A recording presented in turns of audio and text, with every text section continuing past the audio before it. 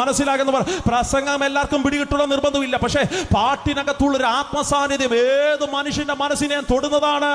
മനസ്സിലാകുന്നവർക്കായി സ്തോത്രം പറയുന്നു. അന്ന് രാത്രിയിൽ ഈ പാട്ടിന്റെ വരികൾ എന്റെ മാതാവിന്റെ കാതിനകത്തേക്ക് വന്ന് പതിച്ചു. ആദ്യമായി എന്റെ അമ്മ ജീവനുള്ള യേശുവിനോട് ചോദിക്കാൻ തുടങ്ങി, കരുതുന്നവൻ നീയാണോ? കലങ്ങുന്നത് എന്തിനാന്ന് ചോദിക്കുന്നവൻ നീയാണോ? പോകണമെന്ന് ആഗ്രഹമുണ്ട്. പക്ഷെ ഹൈന്ദവ വിശ്വാസപ്രകാരം നായർ പശ്ചാത്തലത്തിൽ ജനിച്ചു വളർത്തപ്പെട്ടവൾ ക്രിസ്ത്യാനിയുടെ യോഗത്തിൽ പോയിരിക്കുന്നത് ശരിയല്ലെന്ന് ചിന്തിച്ച് എന്റെ മാതാവ് അതിനകത്ത് ഇങ്ങനെ ഒതുങ്ങിയിരിക്കുമ്പോ പാട്ടിന്റെ രണ്ടാം സ്റ്റാൻസ് എത്തി. അച്ഛാ, അബ്രഹാമിന്റെ ദൈവമല്ലയോ ഞാൻ നിനക്കായി അത്ഭുതങ്ങൾ ചെയ്യുകയില്ലയോ? ഈ വരി കൂടെ കേട്ടപ്പോ പിന്നമ്മയ്ക്ക് ഇരിക്കാൻ പറ്റുള്ള കസേര വിട്ട് ചാടി എഴുന്നേറ്റ് എന്റെ മാതാവ് മീറ്റിംഗിനെ ലക്ഷ്യമാക്കി ഓടാൻ തുടങ്ങി. നിങ്ങളുടെ ഇതിനകത്ത് സഹോദരിമാരെ കണ്ടോ, സഹോദരന്മാരെ കണ്ടോ? നിങ്ങൾ ഈ പന്തലിന്റെ നടുവിൽ സന്തോഷത്തോടെ വന്നിരിക്കുന്നത് പോലെ എന്റെ മാതാവിന് വന്നിരിക്കാൻ അറിയാൻ പാടില്ല. അങ്ങനെ യോഗത്തിൽ പോയിരുന്ന പ്രശ്നമാ, ക്രിസ്ത്യാനികളെ യോഗത്തിൽ ഹിന്ദുക്കൾ പോയിരുന്ന പ്രശ്നമായെന്ന് ചിന്തിച്ച് എന്റെ മാതാവ് ആരും കാണാതെ ഈ മിറ്റത്തിന്റെ ഓരം ഇങ്ങനെ തെന്നി മാറി, ആരെ ശ്രദ്ധപ്പെടാതെ മിറ്റത്തിന്റെ ഏറ്റവും പുറകുവശത്ത് ആ വീട്ടുകാർ നട്ടൊരു വാഴയുണ്ട്. ആ വാഴയുടെ ചെളിക്കൂട്ടത്തിനകത്ത് എന്റെ മാതാവ് ഇങ്ങനെ പോയിരുന്നു. ആരെയും കണ്ണിപ്പെട്ടില്ല. അവിടെ ഇരുന്നു കൊണ്ട് ആദ്യത്തെ പെന്തക്കോസിന്റെ പ്രാർത്ഥന എന്റെ മാതാവ് പ്രാർത്ഥിച്ചു. എപ്പോഴും സാക്ഷ്യം പറയുമ്പോൾ ഒരു വാക്ക് ഞാൻ ഇറങ്ങി പറയൂ. പെന്തക്കോസിന്റെ ആദ്യത്തെ പ്രാർത്ഥന എന്റെ മാതാവ് പ്രാർത്ഥിക്കുന്നത് പന്തലിന്റെ കീഴിലല്ല, ഒരു AC റൂമിനകത്ത് ശീതീകരിച്ച അന്തരീക്ഷത്തിലല്ല, ഒരു ഫാനിന്റെ തണലിലല്ല. ആമേൻ. പെന്തക്കോസിന്റെ ആദ്യത്തെ പ്രാർത്ഥന എന്റെ മാതാവ് പ്രാർത്ഥിക്കുന്നതേ ഒരു വാഴയുടെ ചെളിക്കൂട്ടത്തിലിരുന്ന ദൂത്. ഞാൻ പറയാ, നീ എവിടെ ഇരുന്നാലും നിന്നെ കാണാൻ കഴിവുള്ളൊരു ദൈവമുണ്ട്. നീ പന്തലി വരണമെന്ന് നിർബന്ധമൊന്നുമില്ല സഹോദര. നീ വീടിന്റെ അകത്തളങ്ങളിൽ ഇരുന്ന ഈ സന്ദേശം കേൾക്കുന്നതെങ്കിലും, നീ വീടിന്റെ റൂമിനകത്തിരുന്ന ഈ സന്ദേശം കേൾക്കുന്നെങ്കിലും, ഇതെനിക്ക് കേൾക്കണ്ട എന്ന് വെച്ച് നീ കഥകടച്ചിരിക്കുന്നവനാണെങ്കിലും, ഇന്ന് രാത്രി നീ ഇരിക്കുന്നിടത്ത് നിന്നെ അന്വേഷിക്കുന്ന ഒരു ജീവനുള്ളവനുണ്ട്. അവിടെ ഇരുന്നു കൊണ്ട് എന്റെ മാതാവ് ചോദിച്ചു, ഞാൻ ഇവിടെ വന്നിരുന്നത് ക്രിസ്ത്യാനികൾ കണ്ടിട്ടില്ല. എന്റെ അമ്മയുടെ ആദ്യത്തെ പ്രാർത്ഥന, ഞാൻ ഇവിടെ വന്നിരുന്ന ഉപദേശി കണ്ടിട്ടില്ല. പക്ഷെ എന്നെ ഈ വാടിയുടെ മറവിൽ കാണാൻ കഴിവുള്ള 2 കണ്ണുകളുണ്ടെങ്കിൽ ഇങ്ങോട്ടൊന്ന് ഇറങ്ങി വാ, എനിക്കിന്ന് രാത്രി നിന്നെ ഒന്ന് കാണണം. എന്റെ അമ്മയുടെ അടുത്ത പ്രാർത്ഥന വാചകം എന്നാണെന്നറിയാമോ? ഞാൻ കൊണ്ടുവച്ച പൂജാ വസ്തുക്കൾ ഒരു ദൈവവും കൈകൊണ്ട് തൊടുന്നത് ഞാൻ കണ്ടിട്ടില്ല. എന്റെ സഹോദരൻ, ഇതൊരു മനുഷ്യന്റെ വികാരത്തെ വ്രണപ്പെടുത്താൻ ഞാൻ പറയണ വാക്കല്ല, എന്റെ ജീവിതത്തിന്റെ അനുഭവത്തെ ഞാൻ അടർത്തിയെടുത്ത് പറയാം. എന്റെ അമ്മ ആദ്യം പറഞ്ഞത് ഇതാ, ഞാൻ കൊണ്ടുവച്ച പൂജാ വസ്തുക്കൾ ഒരു ദൈവവും കൈകൊണ്ട് തൊട്ടതായി എനിക്കറിയാൻ പാടില്ല. ഞാൻ കൊണ്ടുവച്ച നിവേദ്യങ്ങൾ കൈകൊണ്ട് എടുത്ത് ഭക്ഷിച്ചൊരു ദൈവത്തെയും ഞാൻ കണ്ടിട്ടില്ല. ഇല്ല, കൈകാലികൾ ചലിപ്പിക്കുന്ന ഒരു ദൈവമുണ്ടെങ്കിൽ, ആമേൻ സ്വത്ര സ്പർശിക്കാൻ കഴിവുള്ളൊരു ദൈവമുണ്ടെങ്കിൽ, വായ് കൊണ്ട് എന്നോട് സംസാരിക്കാൻ കഴിവുള്ളൊരു ദൈവമുണ്ടെങ്കിൽ, ഇന്ന് രാത്രി വാഴിയുടെ മറവിലേക്കൊന്ന് ഇറങ്ങി വാ, എനിക്ക് നിന്നെ ഒന്ന് കാണണം. പെന്തക്കോസിൽ ആദ്യത്തെ എന്റെ മാതാവിന്റെ പ്രാർത്ഥന, ജീവനുള്ളവനുണ്ടെങ്കിൽ ഇന്ന് രാത്രി ഇറങ്ങി വാ, എനിക്ക് നിന്നെ കാണണം. താനിത് പറഞ്ഞുകൊണ്ടിരിക്കുമ്പോൾ എന്റെ അമ്മ അടുത്ത് പറയുന്ന വാക്ക്, ഞാനിത് പറഞ്ഞുകൊണ്ടിരിക്കുമ്പോൾ എന്റെ അമ്മ അടുത്ത വാക്ക് ഞാൻ എവിടെയും അത് പറയൂ. എന്റെ മാതാവ് അടുത്ത് പറഞ്ഞ വാക്ക്, ഞാനത് പറഞ്ഞുകൊണ്ടിരിക്കുമ്പോൾ ഞാനൊരുത്തരെ കാണുകയാണ്, തേജസ്സിനെയൊക്കെ വാരി ചുറ്റിയിട്ട് മഹത്വത്തിന്റെ സിംഹാസനത്തിനകത്തുന്നു മേഘത്തിൽ നിന്നും ഒരുവൻ എനിക്ക് വേണ്ടി ഇറങ്ങി വരികയാണ്. അവന് 2 കൈകളുണ്ട്, അവന് 2 കാലുകളുണ്ട്. കണ്ടാൽ മനുഷ്യനെ പോലെ തോന്നും, പക്ഷേ അവൻ ഇറങ്ങി വന്നത് ഒരു മേഘത്തിന്റെ നടുവില. ഇന്ന് രാത്രി നമ്മൾ ആരാധിക്കുന്ന ദൈവമേ അമ്മൂമ്മ കഥയുടെ ദൈവമല്ല, കെട്ടുകഥയുടെ ദൈവമല്ല. ചരിത്രത്തെ AD എന്നും BC എന്നും 2ആയി തിരിച്ചവൻ, ഒരിടത്ത് ഒരപ്പൂപ്പ ജീവിച്ചിട്ട്, അതല്ല യേശു. യേശു ജീവനുള്ളവനാണ്. മനസ്സിലാകുന്നവർക്കായി രക്തത്താൽ ജയമെടുക്കുന്നു. അന്ന് രാത്രി എൻ്റെ മാതാവ് അവിടെ ഇരുന്നു കൊണ്ട് ഈ കാഴ്ച കാണുക. എൻ്റെ ശുശ്രൂഷയിലെ അല്പമൊക്കെ ക്ഷീണം വരുമ്പോൾ ഓടി വന്ന് ഞാൻ എൻ്റെ അമ്മയോട് ചോദിക്കും, സാക്ഷി ഒന്നുകൂടെ പറ. കഴിഞ്ഞ കുറച്ച് നാൾക്ക് മുമ്പ് ഒന്നുകൂടെ ഞാൻ പറഞ്ഞു, സാക്ഷി ഒന്നുകൂടെ പറ. അമ്മ പറഞ്ഞത് എത്രയും പ്രാവശ്യം ഞാൻ പറഞ്ഞിട്ട് നിനക്ക് മടുപ്പ് തോന്നുകയില്ലേ, ബോറില്ലേ നിനക്ക്? ഇല്ലച്ചാ, ഇപ്പോഴും കേൾക്കുമ്പോൾ അകത്തൊരു ജീവൻ വാടുന്നത് പോലെ. സ്തോത്രം. യേശുവിനെ കണ്ടു എന്നുള്ള ഭാഗം പറയുമ്പോൾ ഞാൻ ചോദിക്കും, മുഖം കണ്ടായിരുന്നോ? അമ്മ പറയും, മുഖം മാത്രം കണ്ടില്ലടോ, അത് തേജസ് വാരി ചുറ്റൊരു മുഖമായിരുന്നു. പക്ഷെ അവൻ എന്നെ തൊടുന്നത് ഞാൻ തിരിച്ചറിഞ്ഞു. തൊട്ടതാരാ എന്നറിയാൻ വേണ്ടി എൻ്റെ അമ്മ കണ്ണു തുറന്നു. എൻ്റെ അമ്മ കണ്ണു തുറന്നപ്പോൾ തനിക്ക് മനസ്സിലാകുന്നേ, അച്ഛാ, ഇപ്പൊ താനിരിക്കുന്ന വാടിയുടെ മറവിലല്ല, ആ മീറ്റിംഗിന്റെ ഏറ്റവും ഫ്രണ്ടിൽ തുറയില്ല. ഇതിനിടയിൽ വെച്ച് എഴുന്നേറ്റതറിയില്ല, നടന്നതറിയില്ല, ഈ 6-7 സെക്കൻഡിൽ എഴുന്നേറ്റ് വന്നിരുന്നറിയില്ല. ഇന്ന് രാത്രിയിലെ ജീവനുള്ള ദൈവത്തെ ആരാധിക്കുന്ന സഭയോട് ഞാൻ പറയാം, നീ പോലും അറിയാതെ നിന്നെ ആത്മവിവശതയിൽ എടുത്തുകൊണ്ടുപോകാൻ കഴിവുള്ളൊരു സ്വർഗത്തിലെ ദൈവമുണ്ട്. മനസ്സിലാകുന്നുണ്ടോ? ആമേൻ. ഫിലിപ്പോസേ, നീ പോലും അറിയാതെ നിന്നെ ആസ്തോദിനകത്ത് ഉയർത്തിക്കൊണ്ടുപോകുന്ന ഒരു സ്വർഗത്തിലെ ദൈവം ജീസസ്. അന്ന് രാത്രിയിൽ മീറ്റിങ്ങിന്റെ ഫ്രണ്ടിൽ തുറയിലിരുന്നപ്പോൾ ക്രിസ്ത്യാനികളെല്ലാം തോളത്തോട് തോളിട്ട് ചോദിച്ചു, ഇത് അർജുനൻകുട്ടിയുടെ ഭാര്യയല്ലേ? അതെ. ഇവളെങ്ങനെ ക്രിസ്ത്യാനിയുടെ യോഗത്തിൽ വന്ന്? എന്റെ മാതാവ് തിരിച്ചൊരു വാക്ക് പറഞ്ഞു വെച്ചാ, ആ വാക്കാ കഴിഞ്ഞ 19 വർഷങ്ങളായി എന്നെ പ്രസംഗിക്കാൻ ആവേശം കൊള്ളിക്കുന്നേ. തമ്പുരാന്റെ കൃപയാൽ 14 വയസ്സിൽ എൻ്റെ പ്രസംഗ ജീവിതം ഞാൻ ആരംഭിക്കുന്നേ. ദൈവകൃപയാൽ കഴിഞ്ഞ 19 വർഷങ്ങളായി പ്രസംഗിക്കാൻ ഒരു ഭാഗ്യ ദൈവം എനിക്ക് നൽകുന്നുണ്ട്. ഇന്ന് രാത്രി ഞാൻ അഭിമാനത്തോടെ പറയാ, ആ വാക്ക്, എൻ്റെ അമ്മ പറഞ്ഞ വാക്ക് എന്നെ പ്രസംഗിക്കാൻ ആവേശം കൊള്ളിക്കുന്നത്. സ്തോത്രം. എൻ്റെ മാതാവ് തിരിച്ച് ക്രിസ്ത്യാനികളോട് പറഞ്ഞു, അയ്യോ, നിങ്ങൾ വിളിച്ചിട്ടല്ല ഞാൻ യോഗത്തിനകത്ത് വന്നത്, ഈ ഉപദേശി പോലും എന്നെ വിളിച്ചിട്ടില്ല. ഇന്ന് രാത്രി എൻ്റെ വീടിനകത്തു ഞാൻ മരിക്കാനിരുന്നപ്പോൾ അവിടെ ഇരുന്നപ്പോൾ ഞാൻ ഈ പാട്ട് കേട്ടു. ഈ പാട്ട് കേട്ട സ്ഥലത്തിൽ ആ വാഴയുടെ മറവിൽ ഞാൻ വന്നിരുന്നു. അവിടെ ഇരുന്നപ്പോൾ ഞാൻ ഒരുവനെ കണ്ടു. നീ ആരെയാ കണ്ടതെന്ന് ചോദിക്കുന്നതിനേക്കാൾ മുമ്പ് എൻ്റെ മാതാവ് പറഞ്ഞു, ഞാൻ കണ്ടവൻ എൻ്റെ യേശുവാന്ന് എനിക്ക് മനസ്സിലാ. എൻ്റെ യേശു ജീവിക്കുന്നു. ലജ്ജയില്ലെങ്കിൽ കരമൊന്ന് ഉയർത്തി പറഞ്ഞ് യേശു ജീവിക്കുന്നു. പോരാ, ഈ 2 രാത്രി സഭ ഉൾപ്പെടെ ശബ്ദം ഉയർത്തി പറ, യേശു ജീവിക്കുന്നു. Jesus is alive. യേശു ജീവിക്കുമ്പോൾ ഇന്ന് രാത്രി ഞാൻ ഉറപ്പിച്ചു പറയാം, ചില വാക്കുകളൊക്കെ ഞാൻ അങ്ങ് അവോയ്ഡ് ചെയ്യുക.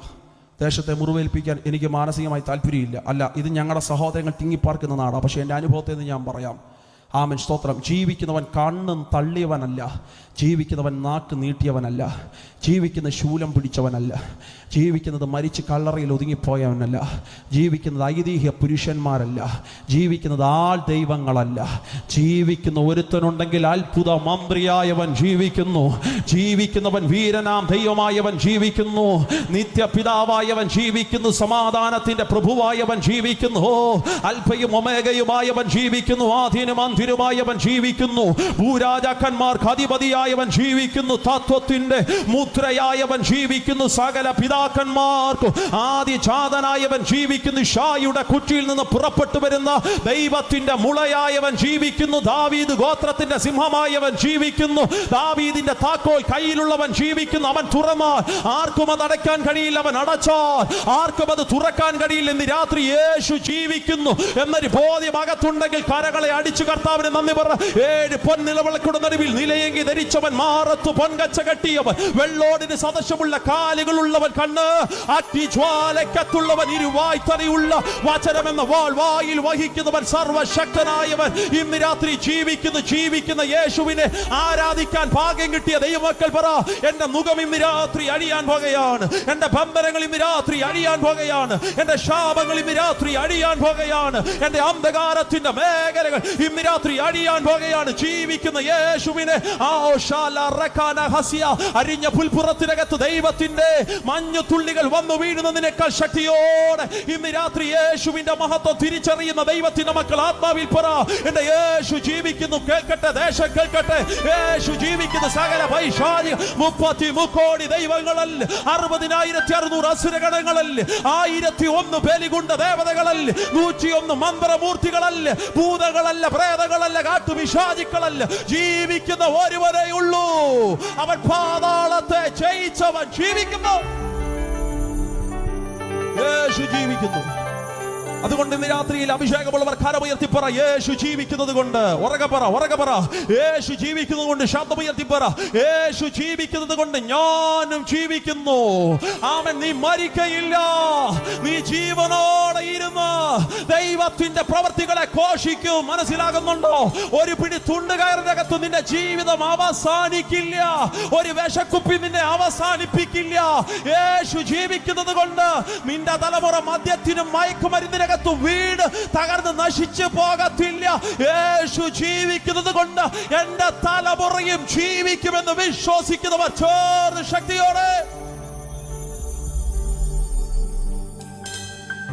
6 അടി മണ്ണിനെ നമ്മൾ ഒതുക്കാൻ കഴിയില്ല.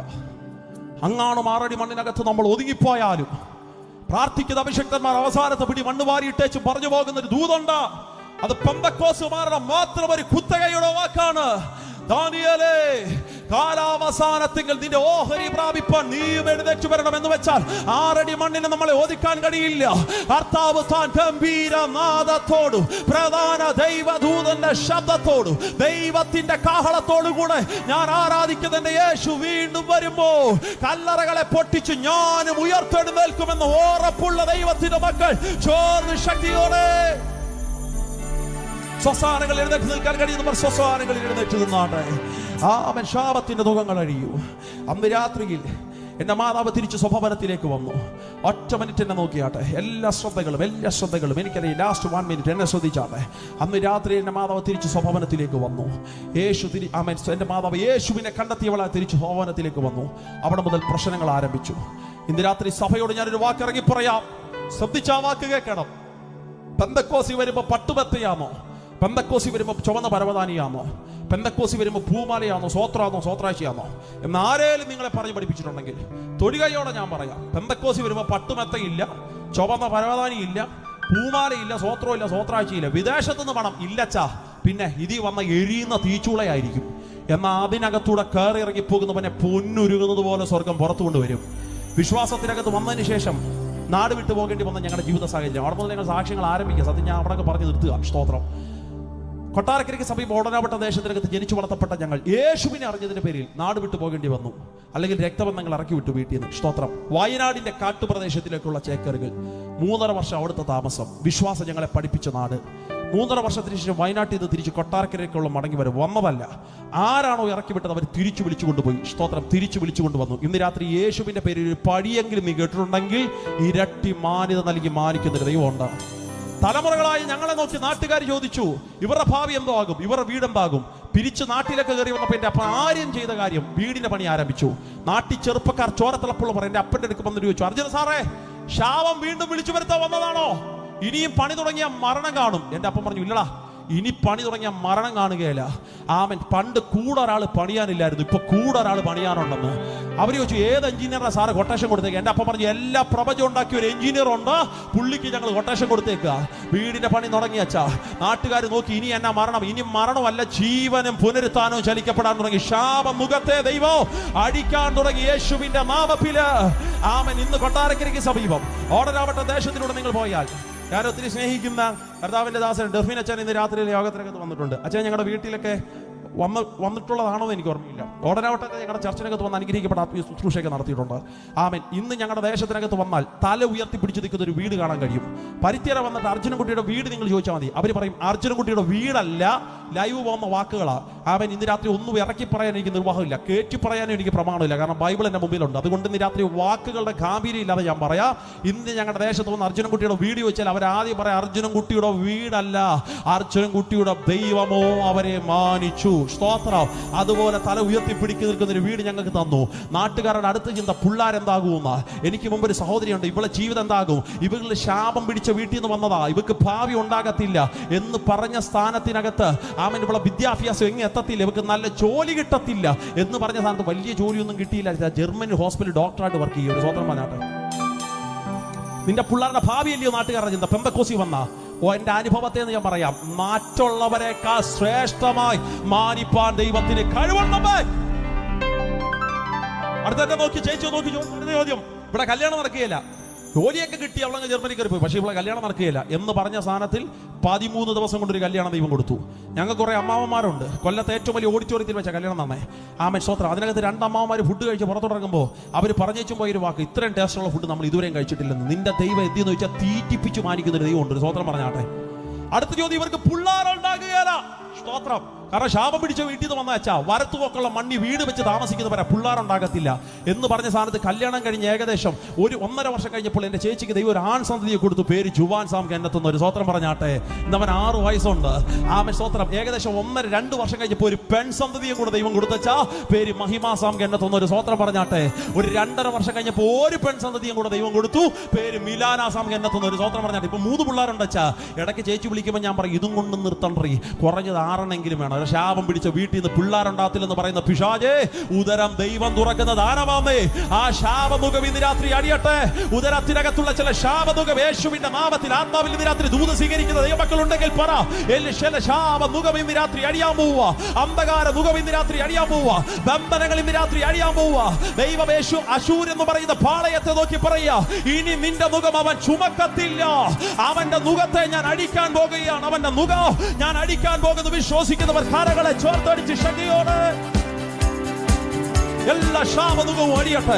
ഈ സമയം എന്റെ രോഗങ്ങൾക്കകത്തൊരു പ്രാർത്ഥന എനിക്ക് വേണമെന്ന് പറയുന്നവർ അത് സ്ഥലങ്ങളിൽ നിന്നാ മതി. നിൽക്കുന്ന സ്ഥലത്തിൽ നിന്നുകൊണ്ട് ശബ്ദമുയർത്തി പ്രാർത്ഥിക്കും. എന്റെ രോഗങ്ങളെ ദൈവം സൗഖ്യമാക്കണം. എന്റെ ചില ശാപങ്ങളെ